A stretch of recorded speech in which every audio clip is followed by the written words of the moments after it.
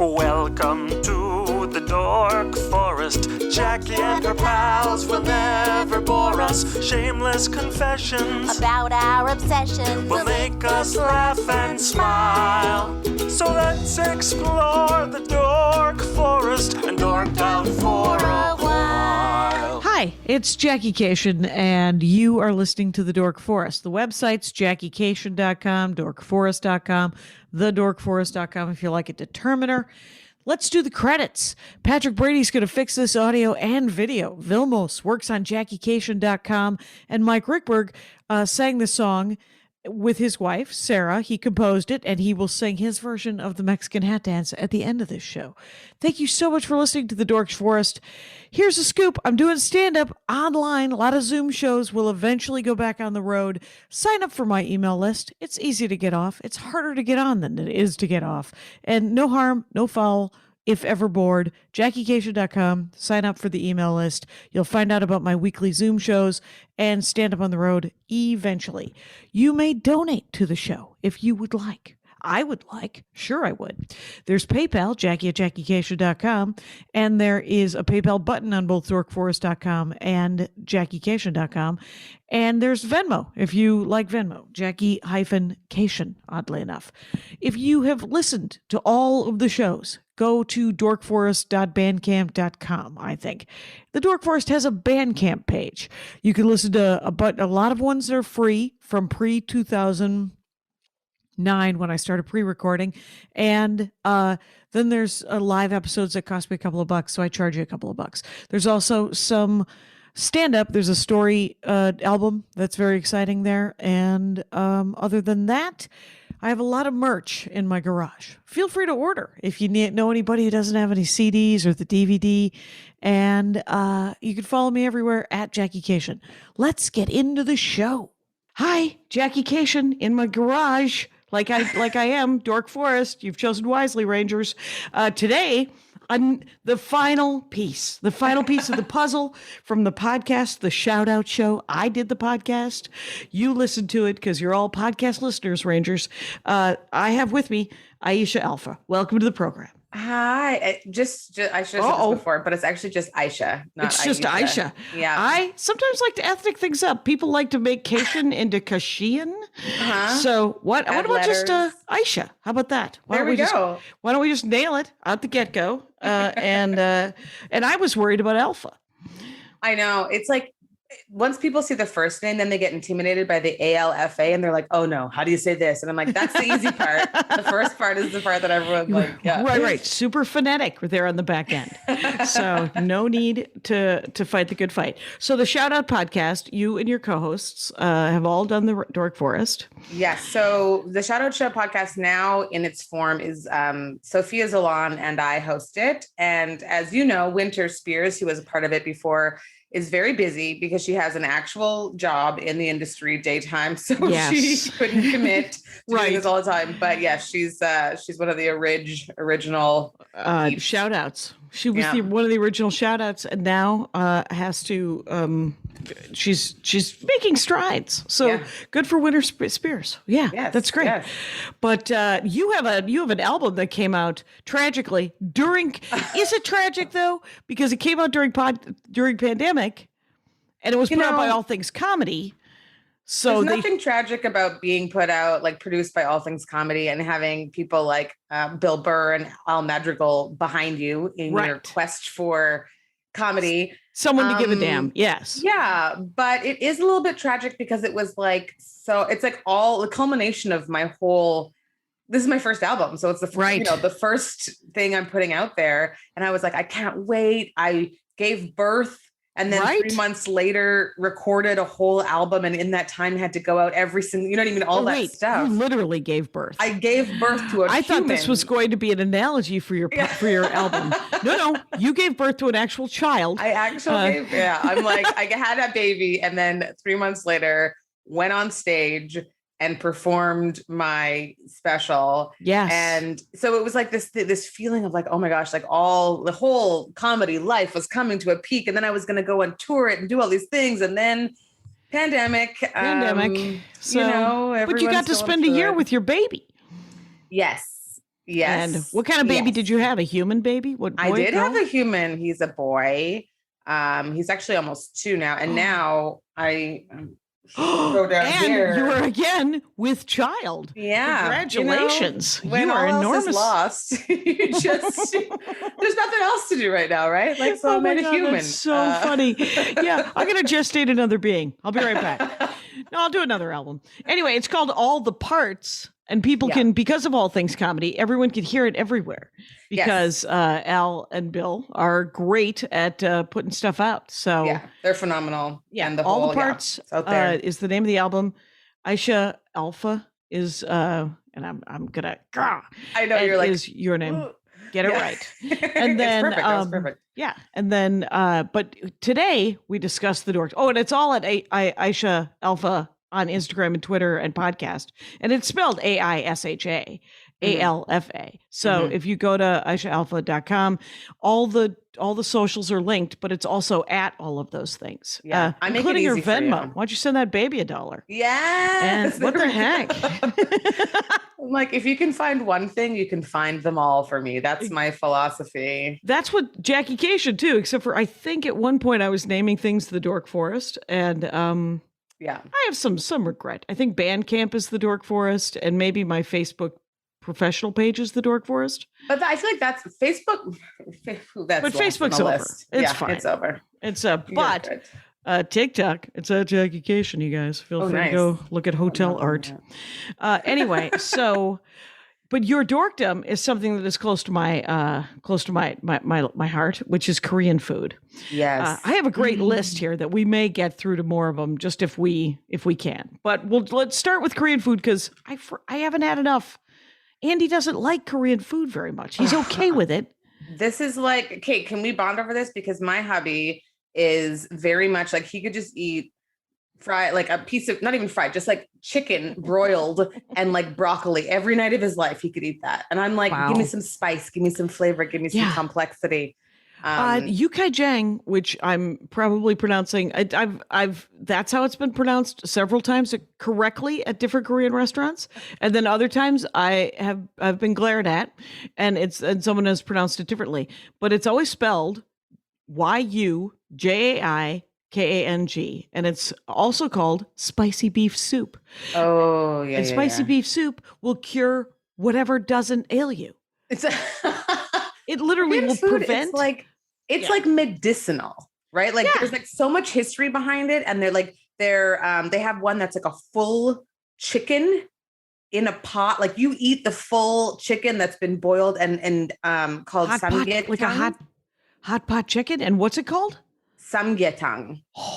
And it's like literally, you look at it and you're like, this looks flavorless because it's just like sort of like pale. You know what I mean? It's like so garlicky and so hot, and like if you have a cold, this is the thing you eat in order to become strong. Like, and it's always every Korean dish is like, it makes you virile, or it makes you like, there's like some story behind it. It's very potent. And Yukaijang, they're like, this will fix what, if you have a cold, have Yukaijang. If you don't have a cold, it will prevent it. It's like, I think it's just the flavors of the spices.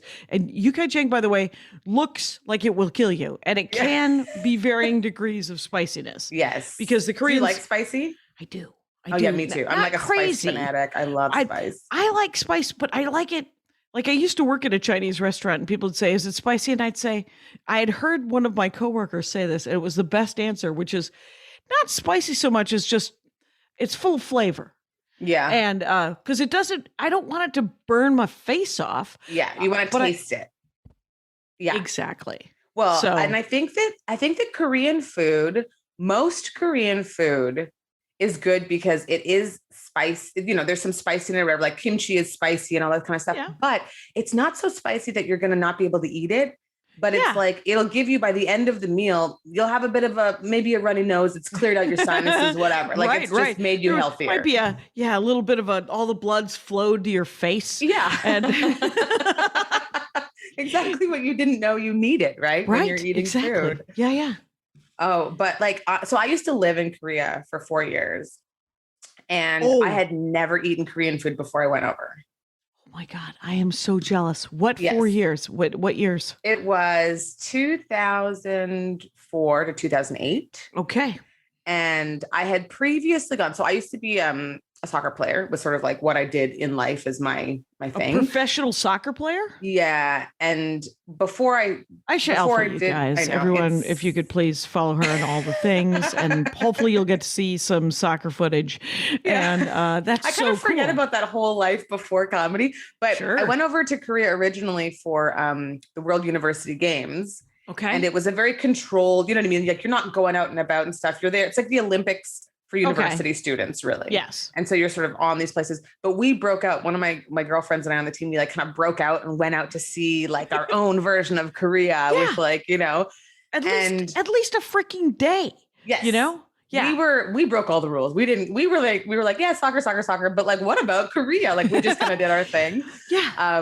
But like we went out and we didn't even know what we were ordering. We were just like, give us your best meal at some restaurant. And we're putting things in our mouth being like, I don't know if this is even something you're supposed to eat, but it tastes so good. Like it was just like so addictive and so good that when I went back and like moved there and lived there, I played soccer in a men's league. I worked as an English teacher. I worked editing like books and stuff. Right. And you spin plates. I'm earning 9 livings. I was like, all you the are things. perfect for stand-up. But I was like, I took trips to cities because that's where certain foods I liked came from. Like I was like so into finding out about the food and like being there with it. I became such a like Korean foodie. It was magic. It was magic. They were like, you have to go here because they do something weird to olives, or they have this incredible potato dish that something like that. Yes. Like, so one of my favorite, I'd say I'm going to give it number 1 spot. My favorite Korean like meal is called 닭갈비. How are you phonetically spelling that? Any so idea? I would say it's, like in Korean, they have like hard D's and hard T's. So you would do like a double, or maybe like a D, A, an L in brackets, K. Okay. You know what I mean? So it's like 닭. Yeah. And then galbi, Galbi. And I think a lot of people know about galbi. Galbi, yes. And that's like the meat on the barbecue in the middle. But dak galbi is chicken, but it's more like a huge stir fry with like chicken and vegetables and the rice cakes and this amazing sauce. Okay. That you sit and you stir it for however long it takes to get it ready. And then, you're eating all the little side dishes and all the fun stuff. You could be full on the side dishes. Oh my gosh. There's like 25 different side dishes. Right. And as soon as you finish one, they're like, do you want more? And you're like, in Chinese restaurants, they make fun of you if you finish all the food. And the Koreans are like, do you want some more? Yeah. They're like, you better stay here until you're done.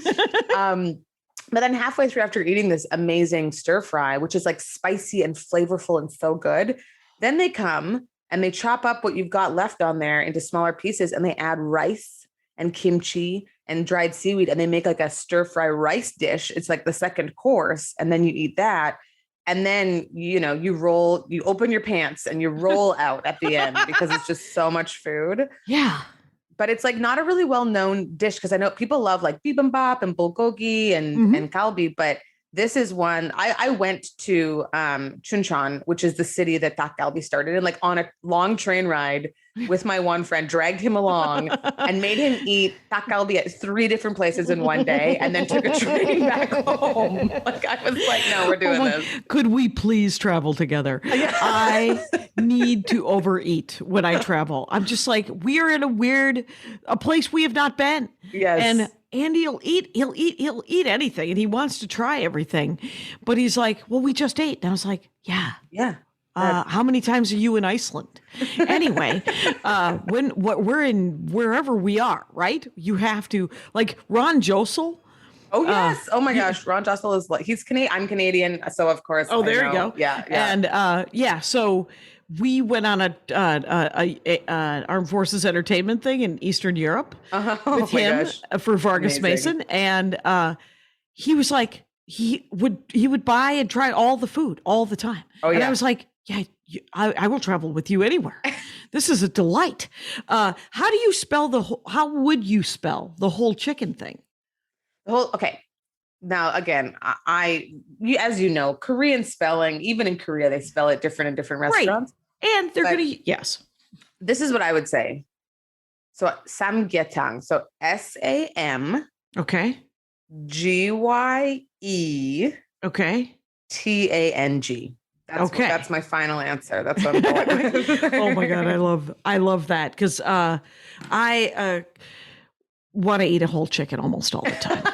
So, that's my downfall. It is the thing I love. And the thing about Korean food is that it's super healthy. Yeah. It's not processed except for by someone's grandmother. Right? I mean, it's like maybe an old field and like, they've buried something, but there's no fructose. It's not happening. I think that's when I lived in Korea, the amazing thing was, like if they have other food, like you can get Americanized food, you can get all kinds of different things. Korean fried chicken is still, as a Black woman, I'm saying this on record, one of my favorite types of fried chicken in the world. That's because it's not too greasy. Yeah, it's its own like version, and it's delicious and made with like good chicken. But when I lived there, if you were willing to eat Korean food, I mean, it's dirt cheap. Like legit, getting a full-on meal with all the side dishes and all the stuff would be like $4. Right. Getting a beer was like $1. Like it was just so cheap. And so I could save all this money and then travel and do all these fun things. But like I was in heaven because I loved Korean food. And I'm like, this is the best of both worlds for me. Totally. It was so great. When you just lived there for 4 years, where did you live in Seoul? I lived in Seoul for most of it. And then I also lived in a city called Ilsan, which is just south of like the DMZ. So really close to North Korea. Oof. So we saw a lot of like armed soldiers just randomly on our treks to school to go teach. There'd be like bunkers with guys and you're like, sure. Like, yeah, thanks. Normal. That's perfect. But so how would you pick a Korean restaurant in Seoul or in that town and not be said, oh, look, the American's here, we're going to give her something I think that is probably delicious anyway, quite honestly. But so when I first went down, I lived in Ilsan, which is, there are less foreigners there because it's it's a smaller place. And so usually I was working at a school, and whenever you go there, it's such a tradition where they take you out for a meal and they like show you around and do all that sort of stuff. So most places, I would say, in anywhere you live in Korea, you basically like know your little general area. Mm-hmm. And that's where you do all your stuff. You do your shopping, you go to school, you go to church, you do all, you know what I mean? You get all your food from within that little area. So we just kind of walked around, saw our local places, tried things out, and then you pick your favorites and bing, bang, boom, you go there all the time. And that's where you go. Yeah. And the thing is, like, they loved, especially in Ilsan, they loved having foreigners there because we were teaching, they could practice their English with us. And like people love hearing about Canada and America and all this stuff. Right. So that was delightful. When I went to Seoul, there at the time, I think it's gone now, but there was an American army base. Okay. Right near where we lived. And there was like a love-hate of Americans because there was, obviously if you have a ton of foreigners in a place, it's going to disrupt certain parts of like Korean culture and stuff like that. And the whole, I don't know, international relations and sex and all the stuff that happens. Right. So there was sort of like a love-hate, but they were just so, that was a place where it was like really convenient to get anything you needed. And they were really like, Koreans are just so accommodating. It's ridiculous. Right. Like you go into a place and you're like I went with a friend who had some ulcer issue and he couldn't have anything spicy. So they made everything without spice. And loving Korean food, that's very difficult to do. That is, you can't get that here in Los Angeles. They're like, no. Yeah. They're like, go somewhere else then where there's no spice. But like they would make him bibimbap, and instead of giving him the gochujang hot spicy sauce, they would give him they'd make him another sauce that was less spicy. Like, wow. So that kind of thing. But yeah, like, your bosses it's always like in the Confucius culture there, the oldest member is the wisest. Oh, so, and he also happened to know the best restaurants. Exactly. Yes. And they're like the head of the company. So they're willing to spend whatever amount of money. So you're like, oh yes, I'll definitely go out for like dinner with you, boss man. And you can spend all this money on amazing, because you will know, and you could even pick This is the perfect experience for someone else to pick dinner for you. Oh, it's amazing. Yeah. And you know, there's the whole theory of, or not theory, but like the culture of when you go with this elevated person, you cannot stop eating or drinking until they stop eating and drinking. No, I did not know that. But do you have to stop when they stop? And well, no, you don't have to, but you can't stop before. So pace yourself, Americans, if especially Californios. And, yeah, because you're like, oh no, I'm full. I've had a bite, and you're like, no, come on. You can't be one of those like I'm watching my diet. Nope, doesn't work. Like you better eat, girl. Like that's all. Yes. And that's me. I'm like, I'm not one of those people who goes out and gets a salad. I'm like, give me the real, give me the meats, give me the veggies. I can starve myself at home. Yeah, exactly. When I go out, I literally would like you to prepare something delicious that I don't know how to do. Exactly. So that'd be great. We were going to go for steak and eggs this morning because there's an Argentinian, there's an Argentinian restaurant that is amazing. And because it's Argentinian, the best steak and eggs. And you live in the valley, so Sepulveda off of Satakoy. I have never actually had steak and eggs. I love eggs and I love steak. I just never put them together. Don't go to Norm's. Okay. Norm's is $5.99 for steak and eggs. And you know what that is? Too cheap, not expensive. There's no steak and egg combo that can cost only that. Yeah. The Argentinian place is only about $12 or $13 because it's a, what it is it's a breakfast portion, but the steak is beautiful. Well, I mean, Argentinian, that's their. What did I have the one time? Lomo steak, and it's like the spice that they put on it. The rub is like unbelievable. They have a lomito sandwich, which is that on beautiful French bread. And anyway, if you were to ever want to go to lunch, I would go to lunch. I feel like this conversation, like from minute one, I was like, oh, we're going to need to eat some food together. Yes, please. And because I went, first of all, my sister is going to be very, very jealous because she has always wanted to go to Korea and then just go there and try Korean food. So this is, maybe we could schedule it with, there are tours where they get a local to take you around. Oh my gosh. You that would be amazing. Right. And Andy and I went on a tour of Vietnam and Cambodia. Nice. For 14 days. And the guy who did Vietnam was like, he was very funny because day 4, all the people on this tour were like, can we get a banh mi? And he's like, I've been taking you to people's homes for the most amazing Vietnamese food in the world. You want a 75-cent street sandwich? Yeah. And we're like, well, it's become very popular. Vietnamese people in America and Australia are really knocking it out. And he's like, please let me take you for a 75-cent sandwich. That is also an important part of food culture when you go places is the street food. Like I love like Korean street food. It's not like just hot dogs and like a taco. It's like all kinds of those are the things I think that you need to have like the high end, the middle end, and then the low end. You got to try it all. Mm-hmm. And what is Korea? Did they do a hand pie? I have never seen a hand pie. I don't even know what in your brain you're thinking a hand pie is, but just like name a hand pie is my favorite. It's the fun way to say hand pie, because like just called hand pie, right? Because it could have gyros, it could have pierogi, it could have pupusas, it could have burritos, it could have tacos. That's true. All the things. That's a good overreaching umbrella term. I have just never heard it before. Now I'm going to use it all the time. Right. Hand pie. But do they have anything that you can walk and eat? They have, so there's kimbap, which is kind of like sushi, but it's it just tastes different. And they have like different things that you put in it, but it's the same idea. It's like seaweed wrapped around rice and veggies or whatever.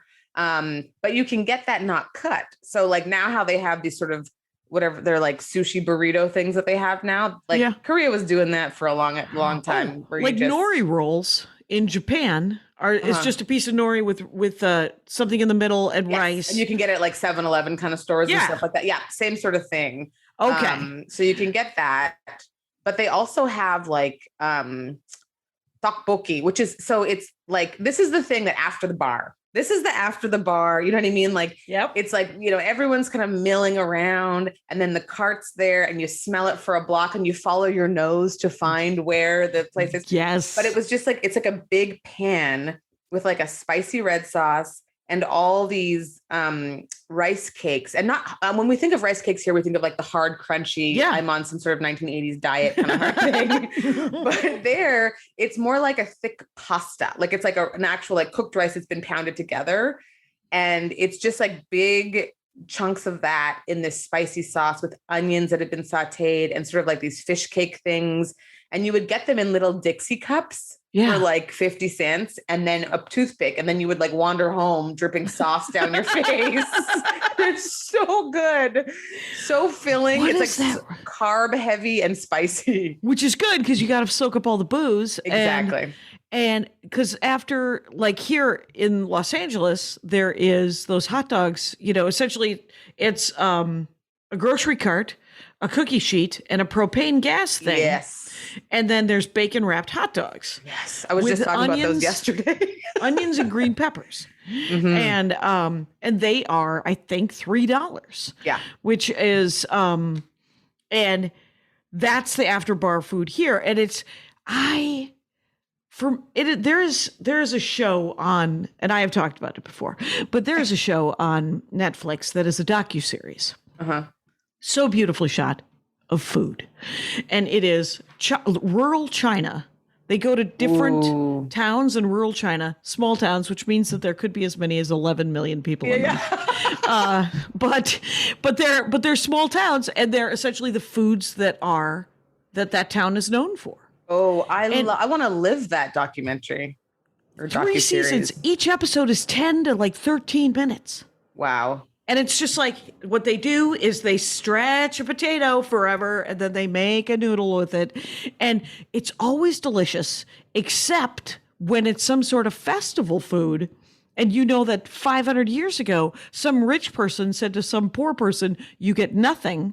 And then someone's grandmother said, well, what if I take, and Haggis was born, right? Oh, yeah. And every culture's got it, right? Chitlins, lutefisk is the Wisconsin version, which is in Norway. The Vikings came, they burned a town to the ground. There was cod underneath the ash. So the people picked it up and were like, and then literally lutefisk is, see if I can get this order right. It's baked and then boiled in lye. So it has a consistency. It's foul consistency. It's just gross. It sounds like a poison. It sounds like they're making something to poison people. Right. Lye, I don't think you're supposed to eat it. No. But I've had lutefisk because it is a festival meal. It is something.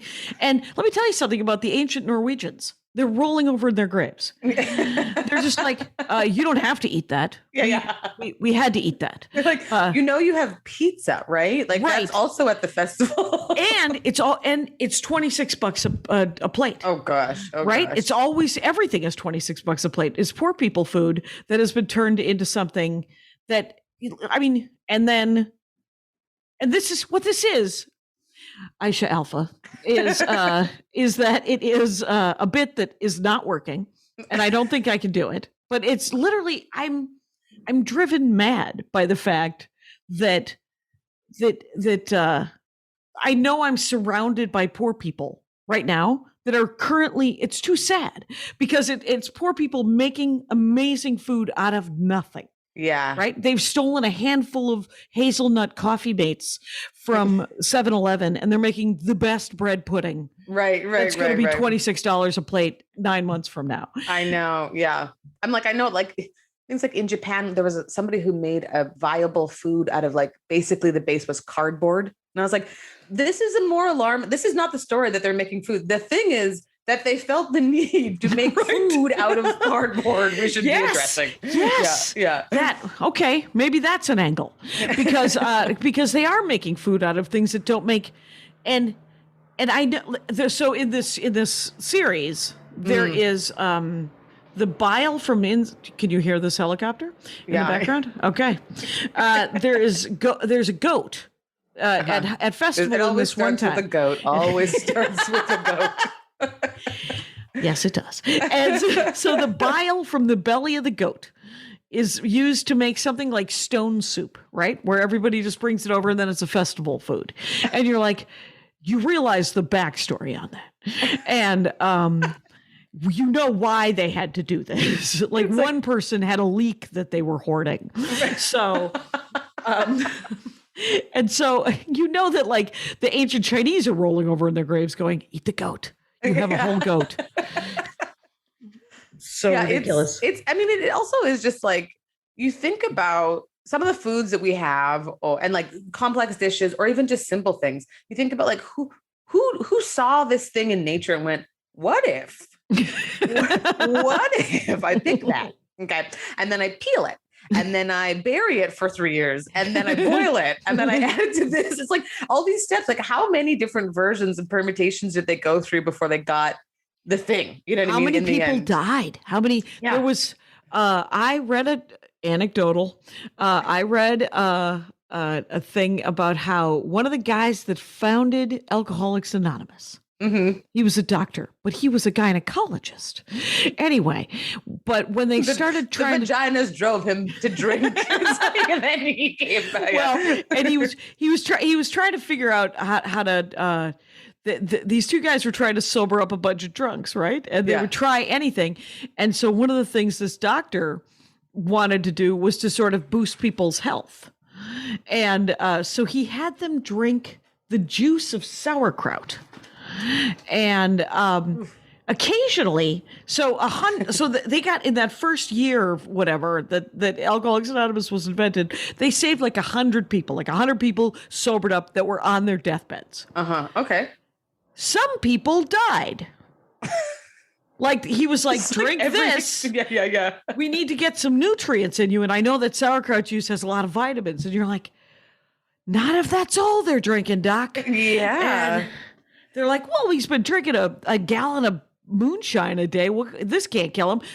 Bam. And then they'd be like, let's not do that again. I was like, wow. It's like the trial and error of these things before there was all these regulations, right? Or just like I watched a documentary about some clinic and I don't know where it is, where it's just water therapy, where you just drink water. And they're like, yeah, he was proudly telling the documentarian that their youngest patient was like 6 weeks old. And I was like, can we find those parents? Can we get the police? Oh my God. Because why would you ever be giving your kid only like, it's just like, this is all wrong. Everything keep that guy talking. Right, somebody, sound guy, just go. Yeah. Look for that baby. Exactly. And, holy smokes. I'm like, there's just some crazy stuff that people do. And then when it works, then you're a hero. But before that, weren't you just a murderer? Like, weren't you? You were a murderer. Yes, as a matter of fact. Those first versions of however they prepared the fish with the lye, I'm like, that was murder. Yeah, like that person might have stumbled upon the one version that was edible and been like, I guess I'm done murdering. Like, you know. Well, I guess my career as a murderer is over. Yeah. What else is there to do? Well, why don't you go back to fishing? Yeah. So in Korean food, they eat all the food, right? I mean, it is beef, it is chicken, but it is also fish, pork as well. Like, they eat. There's a lot of pork in Korean food. Samgyeopsal, which is one of my favorite dishes, is pork belly galbi, essentially. And it is on it. I'm like, it's like a food that was dropped down from heaven. It's so good and so greasy and so yummy. But it was like even, they have like the equivalent of like chicken wings where it's, pieces of chicken. Then they also in the same menu have like chicken feet and then also just the tendons from the chicken feet. And you're like, what? Like, it's just, they eat everything. They eat all the parts, this makes sense. Like that's a better way to have, used food.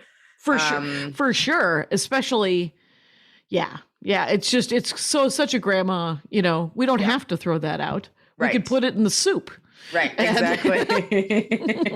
And then some American can come and go, what is that? And take it out and then just finish the rest. My dad loves tripe. Oh. And I was like, it tastes like it has the consistency of a zipper, Dad. I can't do it. And he's like, don't think about it. It's really, really good. That's what everyone says. Don't think about it. I'm like, I'm already thinking about it. I already know what it is. Did I you can't not unthink hear? it now. Right. I just said the words. It means I'm thinking about it. And because my grandmother was Armenian and so he's an immigrant kid and so used all the foods. Yeah. And he is, one of his favorite foods is this incredibly bland chicken and rice dish where you cook it almost, it's a mush. It's a chicken and rice mush with salt. It's essentially, it almost has the consistency of cold oatmeal. Oh, but it's hot, and that I would posit that you would enjoy it. Really? Just because it tastes like chicken and rice, and it tastes like good salty. It's probably bar food, is what it would be. Right. It would be great bar food. Gets you drinking more, fills you up. You can keep going. Well, it's that stumble home. It's the stumble home food because you're like, okay, well, this will soak up all of the and he was very sick at one point. He had they screwed up some heart surgery like 5-6 years ago, and he lived. They kept opening up his heart 3 times. They left something inside of his body that they had to open him up again. And every time they opened him up, my sister-in-law was like, "Oh, he's dead. There's no way he's living through this." And I was like, Okay. She's the angel of death, and she would always be like, "It doesn't matter what you say." She's like, "Oh, that'll kill you." She's a doctor. But he wanted this so bad. He was like, when he's sitting, he's like, "There's this stuff my mom used to make when I was really from the old country." He's 80 years old. He's on his what we think is his deathbed. He's like, "Does anyone want to make this chicken mush for me?" Your Aunt Alice knows how. She's 10 years older than I am, and so she's 90. It sounds like the perfect food for exactly that, though, because it sounds like if it's mush, it would be easy to digest, and rice and good carb, a good bit of protein in there. And it's not super fatty, not hard like a red meat or a really fatty kind of pork or something. So I could see how that, and then salt. I mean, who doesn't like salt? Right. It's essentially just you bake a chicken, salt, pepper, and garlic. Garlic makes everything good. Yeah. So you bake that chicken and then you take it all off the bone and then you make rice with that chicken in it. Oh, I can get on board with this. Yeah, and it's like a risotto, but with just like chicken and right, and it's all shredded and super little, so that it's just a sick person food. Yeah. And wait, or is there barley? Is it maybe it might be a different grain, but whatever it is, it might be bulgur, and whatever it is, grain and a chicken and it's grain and chicken, and that's all.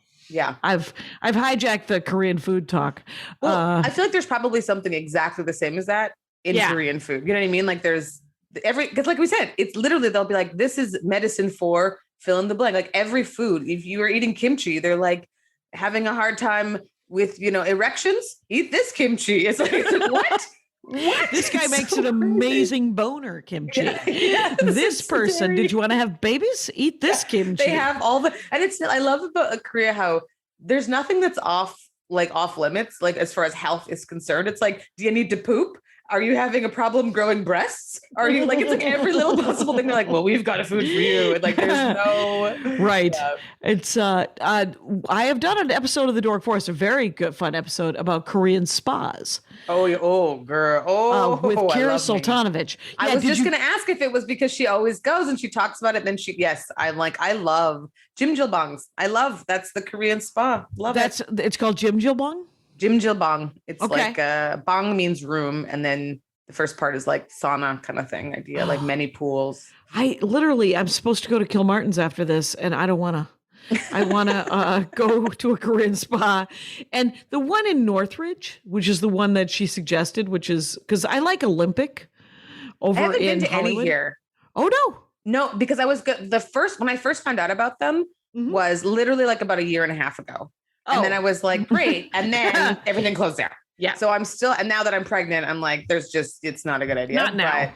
But in a little bit, I'm going to be, But I've heard the Olympic one. I've heard about that one. And I've heard of Wee Spa, but it seems a little too popular. And what very I like hoity-toity, isn't it? Yeah. Wee Spa? Yeah. Here's what I want. Normal looking humans. Yeah. Walking around noodly. Because just Noodly. nakedy noodly, just boing it around, and because they get up in your business. Oh yeah. And then guess what? Then my business is super clean, and I'm very happy about that. Everything is very smooth. It's a scrub and then a weird fake facial, like a tiny facial with just some milk water and a couple of cucumbers. You just splash, you're good. Oh, just buckets of water thrown at you. Did you go in Korea? I used to go all the time in Korea. Like loved it.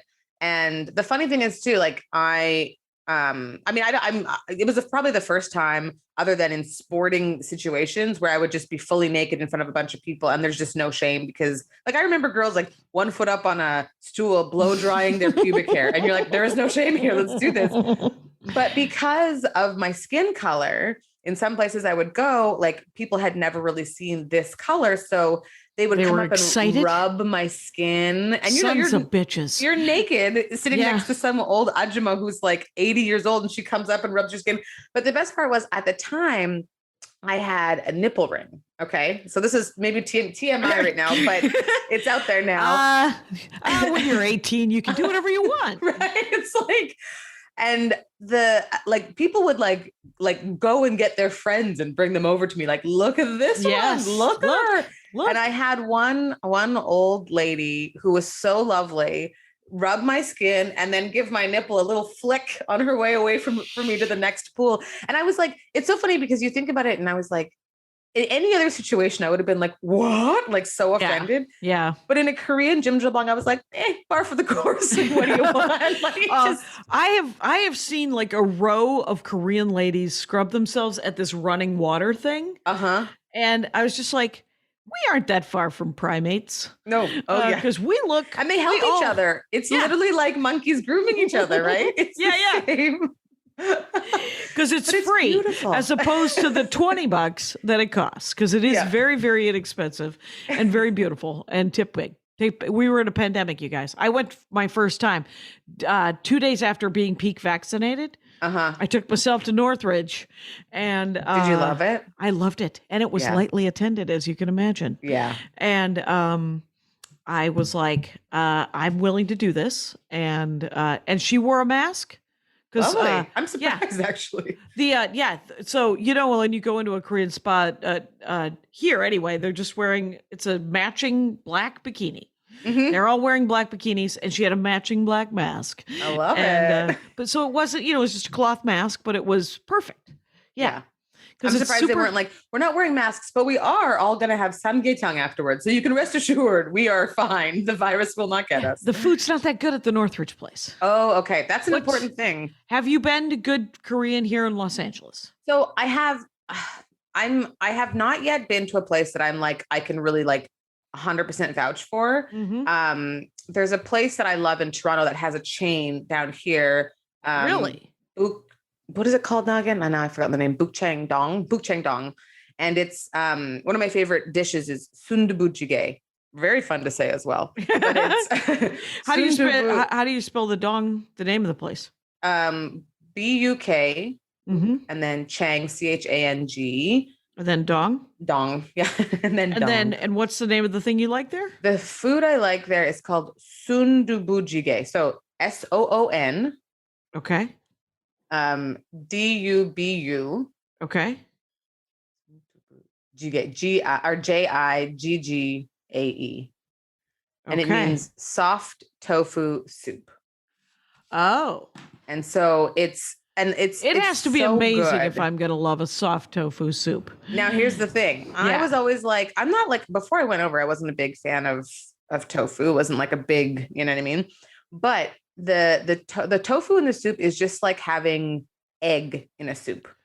Oh. So it's really like soft and it, you know, picks on the flavor, whatever. But the soup itself, especially if you get a kimchi sundubu, because then you've got the spicy kimchi that's been stewed in mm-hmm. and it's so like spicy and tasty and yummy. And then you have these little pops of the soft tofu, which give your mouth a break and like cool it off. And then it's so, so good.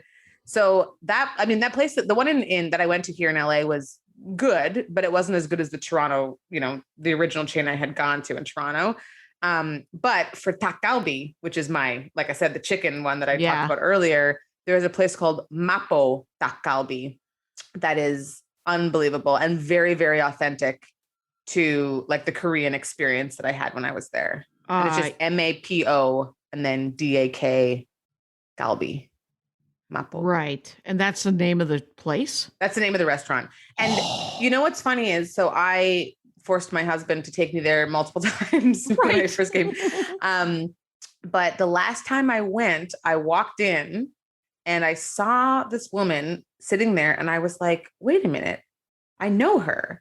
And it was a friend of mine who I had known in Korea who lives in Canada and happened to be in town for a weekend. And she sought out the best takgalbi restaurant. And we both ended up, it was like a reunion of being in Korea. And we were both like, this is a true Korean experience right now. Okay, now I feel vindicated because you like it and I like it. And you can feel vindicated because we both found the same place. Exactly. It was really amazing. I am currently making a fish stew, but I swear to God, for tonight, I would have gone out to that. I would have found that place and gone out to it. It's so, Is it in Koreatown? I'm the worst at knowing where anything is. Okay. I like literally, I found it. Is it over the hill? And then, it's okay. It's somewhere down there. Okay. I'm assuming it's like Koreatown adjacent because it's not like in the busyness of it. No, maybe it's in Koreatown. I'm literally the worst. I don't know how to get, like I get out of my house and I'm like, am I facing north or east? Like I have no clue. But me it's too. very good. And this is how I justify it. I say, I don't get a lot of my self-esteem from my sense of direction. There you go. Right. Leave me alone. I don't need that. I have a GPS on my phone. The GPS. It's a great way to meet people. Hey, have you guys seen a thing that looks like this? Just yesterday, I drove around the same block 3 times. And for sure, the people on that block were like, is she looking to buy drugs? Like, I don't know what she's doing because I was just so lost. You're like, no, land. I'm looking to buy. In here in the Valley, if I'm ever on San Fernando Boulevard, I'm lost. I swear to God, I've lived here up there. We'll flag you down. 22 years I've lived in Los Angeles. And I have been so lost on several occasions that I have taken myself to lunch. This is the thing. This is the exact thing. This is how I found so many good restaurants that I can never find again. Is you're just lost and you're like, well, I'm just going to eat here. And it's delicious and it's an experience. It's an adventure within your own city. It's great. It is. It really is. It's there used to be a great a place that I really liked on White Oak and Sherman Way. It's a Korean mall. Oh, okay. So there's a great grocery store. I love. That's my jam. Which is nice. Yeah. Because I like to make Korean food too. Do you? Yes. What do you make? I make like Korean fried rice, or I'll make I'll just add, I'll make a soup or something like that. But I'll just sort of whatever's in my fridge, bibimbap, make a bibimbap with that. But it's nice to go and actually get the proper ingredients if I can. And but I always have kimchi and gochujang, which is the spicy red sauce, in my fridge at all times. How am I spelling gochujang? Because sriracha, whatever. I want to try gochujang. So people spell it either with a K or a G, but a K-O, and then so many different J-U C-H, maybe? Yeah, it's K-O-J-U, koju, and then J-A-N-G is the last part. But it's some people call it gochu or gojujang or kojujang. So different variations of that. And so if I say that word several ways and then go spicy red sauce, they'll know the person at the grocery store will go find me a bottle of it. Well, you can get it at Ralph's now. Oh, you really? You can buy it. Yeah, that's where my hubby buys me that. And also there's often kimchi now at the Ralph's that we go to because it's becoming so popular, right? So but if you go to a real Korean grocery, then you're getting the real, what you could get back home in Korea. It's right. Back home. I'm Nigerian Canadian, you're not right? Korean. I'm like, that's not my home. But I do think, so that place used to be great. Then there was a really great place within walking distance of my house. Oh, nice. That was called Atlas Korean because for some reason heard of that. It has an Atlas statue on the top of the strip mall. But just above the Korean restaurant, and it no longer is very good, but it is currently a Korean pinball. This place. I know this place because I've been there. with my friend Jonathan Giles, who's also a comedian here that I think that you know. Mhm. There was pinball in the front, and it was now it's an all you can eat Korean Which kalbi makes place. it not that great. Yeah, but great for birthdays.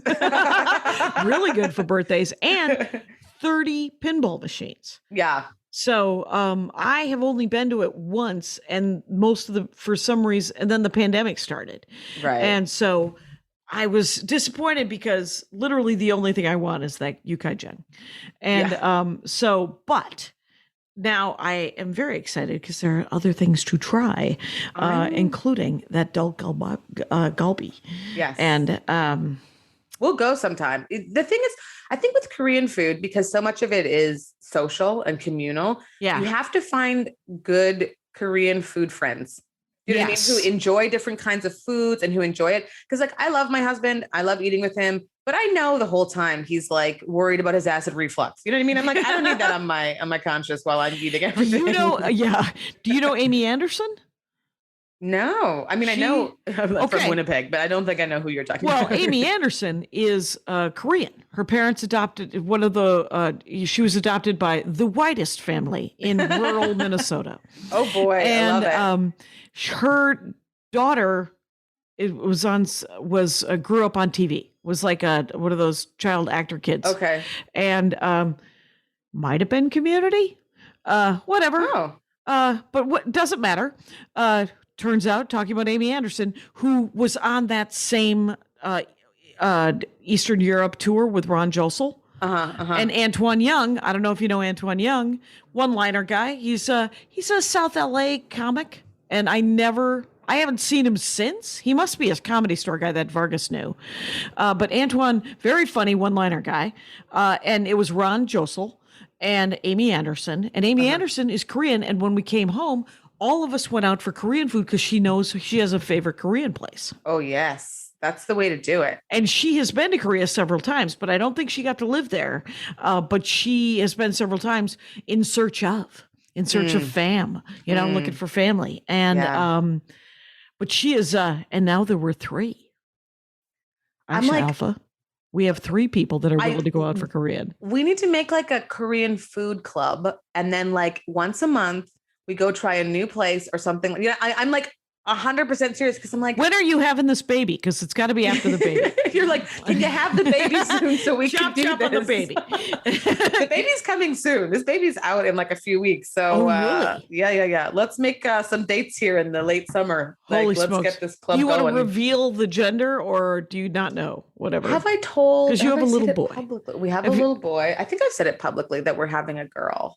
Aw, one of each. And now one of everyone's like, you've reproduced. What they will be when they grow up is up to them, of course. I know, totally. But from the get, it turns out you get to pick. These are the parts that she has. Right. And you can dress her like a pumpkin. You can dress her like a dog. Because she is your little potato. Yeah. And that's so I know. And Ronald go too, probably. I feel like, Ron, I'm like, I don't even know Ron that well, but just like, I know him sort of through other comedians from Toronto, and he's so funny and so quirky. And I feel like he would be the most fun to like be in a club of going to try new foods. Like, be right in there. Make a note, Jackie. Make Korean food club. And I'm not even kidding you. When this baby's out, I'm like, so Jackie, about that club. I don't think you're wrong. I know that Rangers are like, can we be in this club? What's happening? I will report back. Maybe you could do like the new Oprah book club, but it's like for Korean food club. And then all your fans will then go to these places and it's just going to become its own thing. It could be. I wish I could remember the place though, that Amy told us about. And she was like, we all walked in and they were like, oh, pile of Americans. Let's get your regular table. And Amy was like, no, we want to sit up high on the, because we also did barbecue, which I don't always do barbecue. So yummy. It is yummy. It's like you got to do it with a bunch of people. You can't, that's not something you do on your own. You can't do it on your own. And you can't you have to make sure that the meat is good. Yeah. Like if it were an Argentinian barbecue, I'd be on board. Or if it's the right Korean restaurant. So yes. Yeah. So I'm pretty sure Antoine would be into this. So I'm doing a joke about Antoine Young because on that tour, I wrote him a joke that he didn't want. And then I said, "Can I do it?" And he's like, "Yeah." And I said, so I started doing it. And he was like, "Oh, that's a great joke." And I said, "You'll be happy to know your name will be on my album." Because I will tell people to go see you. And he's like, "I will take that publicity." That's awesome. That's even better. Just somebody else doing a joke where you get to be mentioned. Yeah. Bamford does it for me all the time. And so she's constantly mentioning me in her act. And I'm like, please do. And I'll take any kind of. She told me about you. Actually, I did one of her afternoon shows a while back because I went to go watch. And then she said, "Is there anybody here who wants to open?" Oh, there I was go. like, yeah. And then we all went for lunch afterwards. She was great. But she was like, "I have to introduce you. I have to send your information to, and she was like, right. The Jackie Cation, she does it great. And now here we are, And now here we are. We're almost at an hour. So, so crazy. That is crazy because I did not know that we would be able to cover Korean food for an hour. I'm like, this is amazing that it's already been an hour. I've already got a new term, hand pies, that I now get to use for life. And we started a food club. This is the most productive hour I've had in all of the pandemic. I think we got to end it there. Ladies and gentlemen, if you guys, Rangers, if you would, all the people's listening, see Aisha Alfa in doing stand-up comedy with or without her babies. And listen to the Shoutout Show. The Shoutout Show. And if you go to @Aisha Alfa, it's AISHA ALFA on Instagram, Twitter, Venmo, probably Snapchat, definitely and it's just AishaAlfa.com, which is probably linkable to all the things. Your new album is called All the Parts, and that's listenable on Spotify and Amazon and Pandora and all the places. Exactly. Thank you so much for doing the show. Thank you so much for having me on. This has been so much fun. What a delight. What a delightful way to have a midday. Now I'm going to go make some Korean food and think about you. You're not wrong. Rangers, you know the rules out there. Take care of each other. My hat, my hat, my hat. They're dancing around my hat. My hat, my hat, my hat. Well, what do you think of that? If it looks like a Mexican hat dance and it sounds like a Mexican hat dance, it's most likely a Mexican hat dance. So take off your hat and let's dance. Yay! Oh my God. Why don't we just call that as the end of the show?